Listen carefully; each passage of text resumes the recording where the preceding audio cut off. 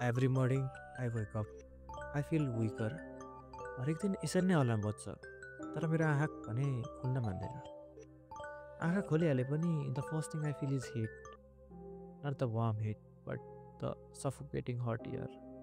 हिजो पनि त्यस्तै थियो, अस्ति पनि त्यस्तै थियो र हरेक दिन यस्तै छ। केही फरक छ कि भनेर बाहिर जान्छु तर बाहिर पनि केही फरक छैन। अनि भित्र आउँछु, भित्र आएर पङ्खा बन्द गर्छु किनकि यसको केही काम छैन। अनि यो औषधि खान्छु, यसको पनि केही काम छैन।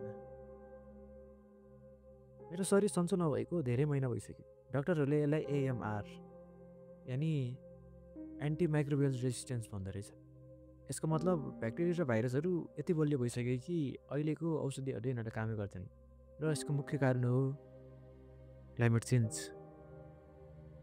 मेरो शरीर कमजोर हुँदा हुँदा पनि म बाहिर हिँड्नलाई प्रयास गर्छु। र बाहिर निस्किने बित्तिकै पहिलो कुरा मैले देख्ने भनेको फोहोर हो। त्यही फोहोर जसले यो ब्याक्टेरिया र भाइरसहरूलाई अझै बलियो बनाउँदैछन्। र हरेक पाइला म जुन हिँड्छु त्यहाँ म फोहोर देख्छु। र यो हावा जहाँ सास लिनुपर्ने हो त्यसैले अहिले हामीलाई मारिरहेको छ। It feels like there is no escape to this pollution. र केही हदसम्म यो साँचो पनि हो। म पनि अरू जस्तै बाहिर गएर खेल्न र रमाउन चाहन्छु तर मेरो शरीरले भने मलाई यो दिँदैन। त्यसैले म आफ्नै सानो दुनियाँमा सफा गर्ने, सकेसम्म कम कुराहरू प्रयोग गर्ने र यो सानो दुनियाँलाई सफा राख्ने प्रयास गर्छु। यसको बारेमा अनलाइन हेर्छु, यसको बारेमा कुरा गर्छु, अरू सामु यो कुरालाई राख्छु। क्लाइमेट चेन्जले धेरै ठुलो असर पारेको छ।